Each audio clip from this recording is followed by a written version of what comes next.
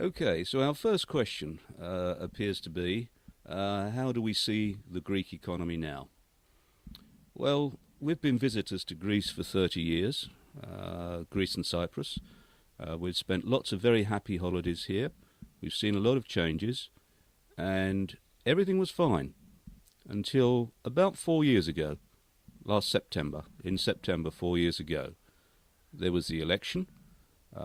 We recall a lot of celebration because the new government was there, PASOK, and we joined the celebration. And a few months after that, the whole atmosphere changed. There appeared to be problems coming along. We couldn't really identify them from the UK, but the problems were there. And then, as I recall, in January of that year, it must have been 2009, maybe 2010, it became clear that there was a major problem here, a major problem. And the problem was that the debt, the government debt, had grown and grown and grown without control and without the various political parties making it known to the population. And in that awful year, the deficit as a percentage of GDP ultimately was declared at 12.5%. Clearly unsustainable, absolutely horrendous. And this is in context of the awful situation that arose around the world in 2007, emanating from America, when we discovered the horrors of subprime, securitization, and banks freezing loans between banks. Interbank lending effectively ceased. So Greece found itself in a very, very difficult position. There was too much debt. It was unsustainable. It was a surprise to the politicians. And of course, PASOK won the election on the basis of a giveaway budget, that things were going forward. And in fact, they came to a halt very, very quickly. That sort of rolls into the perhaps the second question on whether the PASOK government should have signed the contract with the Troika, consisting of the ECB, Germany with the EU, and the IMF. I was very supportive of Papakonstantino and Papandreou.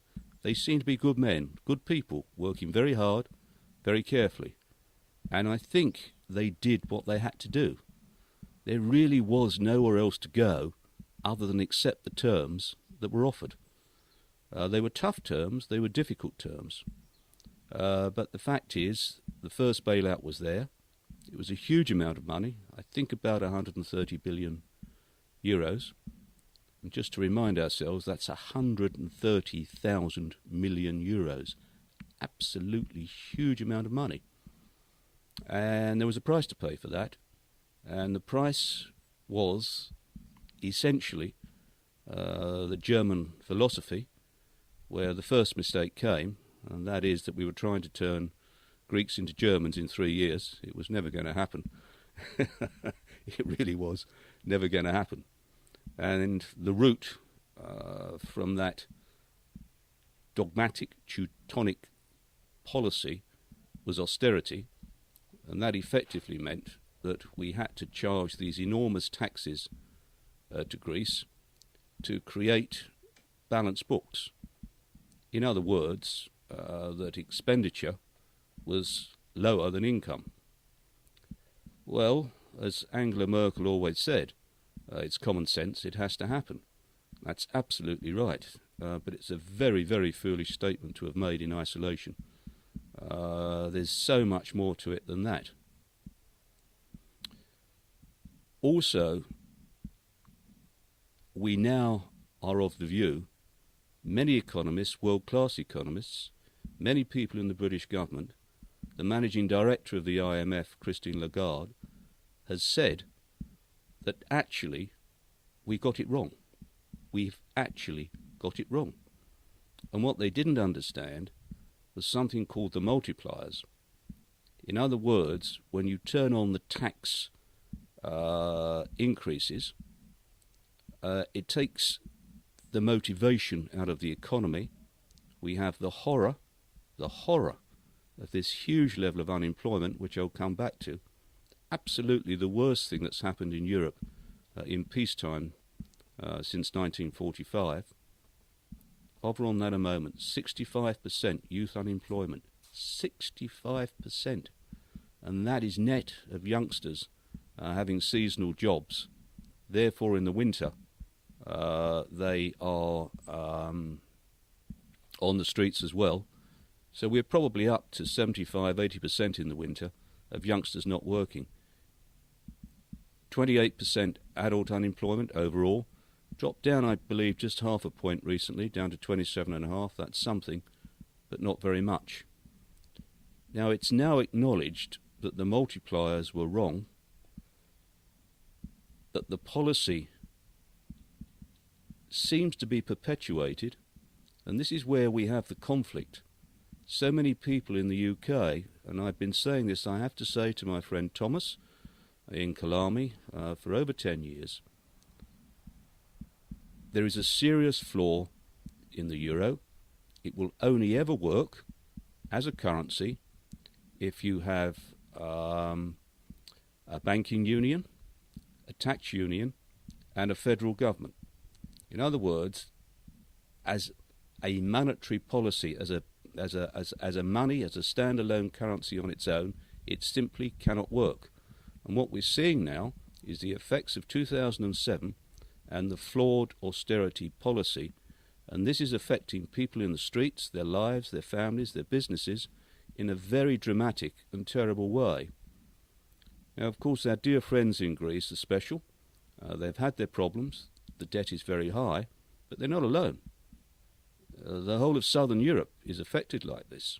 And let's just remind ourselves that Spain and Greece have youth unemployment of 65%. It's a criminal act as far as I'm concerned. Portugal, Italy and Cyprus have unemployment at 40%. The banking situation here is very tough. From the second bailout, the 100 billion, 40% of that, 40 billion of that went to the banks for recapitalisation, and there is significant danger now that that may not be enough. Property prices are still falling, businesses are still closing. Therefore, the value of the bank's assets, notably their loan books, is diminishing the whole time. With that in mind, the banks may need recapitalisation. So far, we have 2 bailouts, the third just around the corner.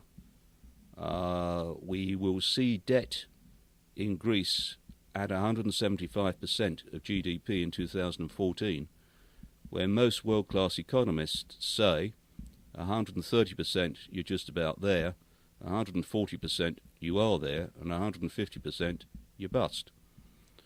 Again, the bad news continues. We must also remember that the Sarkozy-Merkel love affair was seriously affected last year with the debate on whether the private sector should take a hit, and they did.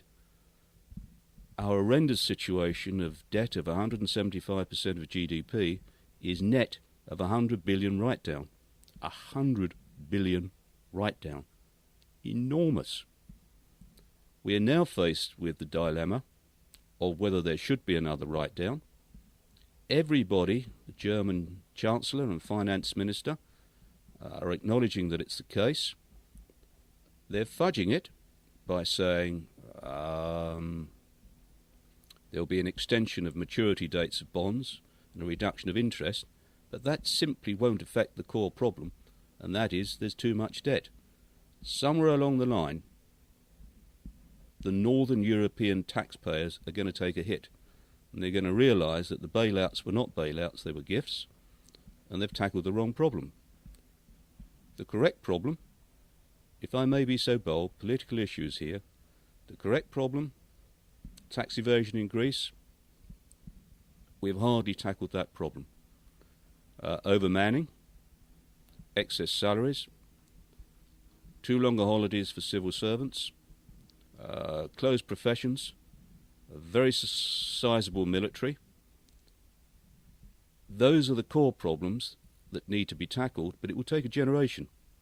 Instead of that, as I said earlier, and I think Boris Johnson before me said, turning Greeks into Germans in 3 years will not happen. We've made a mistake. We've made a mistake. So, that's 2 questions gone. There's a third one. Where are we now? What are we going to do about it? What's the solution? Well, sadly, there's not an easy one.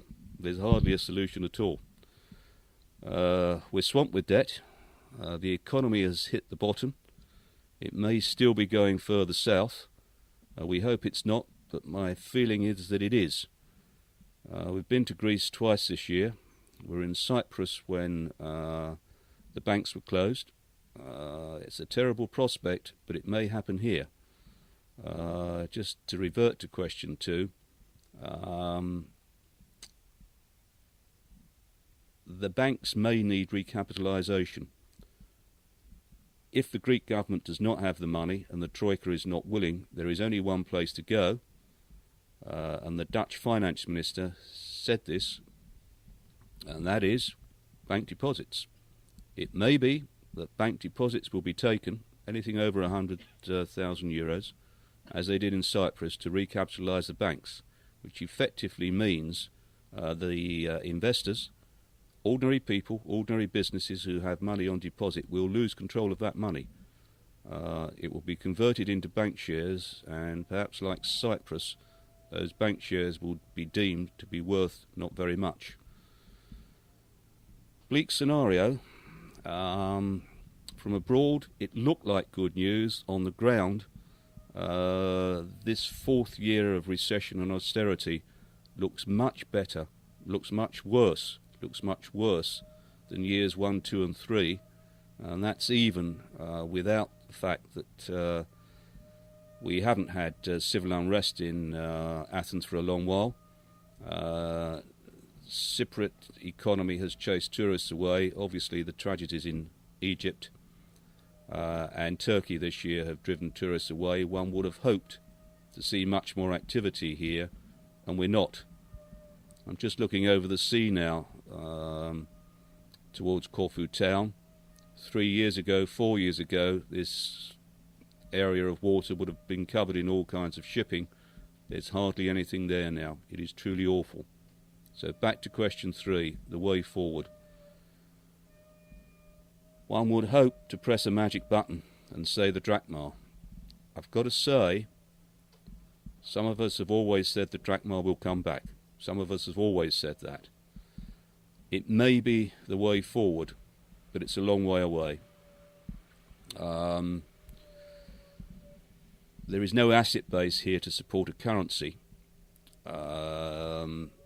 If the switch came, there'd be capital flight, the banks would empty, there'd have to be capital controls, people would lose access to their money, there would be very strong inflation, and of course imports will become colossally expensive, particularly fuel and things like motor cars and white goods. The benefit will be, of course, it'll be a weak currency, so tourists will come flocking in, their money would go further, and exports would boost, but there's no way it would be a happy scenario. It will be very, very tough. So it leaves us just 2 options, 2 ways of sweating it out. The first, we would really hope that the northern European states within the Euro would do what they should do. They've had the huge advantage in the early days, in the noughties as we call them, the first years of beyond 2000, of wonderful exports to southern Europe, absolutely wonderful. Lots of bank lending. Then the problems came, and the money fled from the south to the north. What they should do is to think long and hard about a Eurobond, So in other words, the weaker countries could borrow money on the markets again without being an individual country. Cyprus would benefit quickly, Greece, Portugal. That could happen, and that will be a lovely scenario. Are they going to do it? I don't think so. I don't think the Germans, the Finns, the French, the Dutch will say yes. The other alternative, if our friends in the north were to meet their obligations, will be substantial reflation in the north. In other words, they should, if you like, inflate their economy to make them much more busy. And the effect of them being busier and more successful will be to pump more money into the south, and that would have a very positive effect and give Greece the opportunity to get back to where it was. Remember what I said earlier, the multipliers were wrong. They've taken 25% out of the Greek economy, and at the end of it, some of those very foolish and learned people have said, well, what we want is now growth back into the economy. What a silly thing to have done and to say. I'm not giving you much hope. I think the final thing I've got to say is this. We've got to keep peddling. We can't fall over. The West will never let Greece fail. The Russians are hovering. We really don't want Russian warships in Corfu Harbour and Piraeus, and certainly not in Limassol or Larnaca. So there will always be a solution. There will always be a solution. What I would hope in the South, and it is time, particularly for the socialist South, to find a common leader, a very strong man, a very strong politician, maybe a woman, maybe a Margaret Thatcher, who will lift the spirits of the South and recognise what is wrong, challenge the North, and insist on some kind of reflation package for the South, take away the austerity, and put some incentives for growth back into the market, and to put lots of money into the banks so that they can lend to businesses and to individuals. And I've just got to emphasise that there is this huge tightness in the Greek banks at the moment, where they're really not in a position to lend anything like the amount of money necessary to get the Greek economy going. My guess is 50 billion. We'd have to bring confidence back here for businessmen, entrepreneurs to go forward.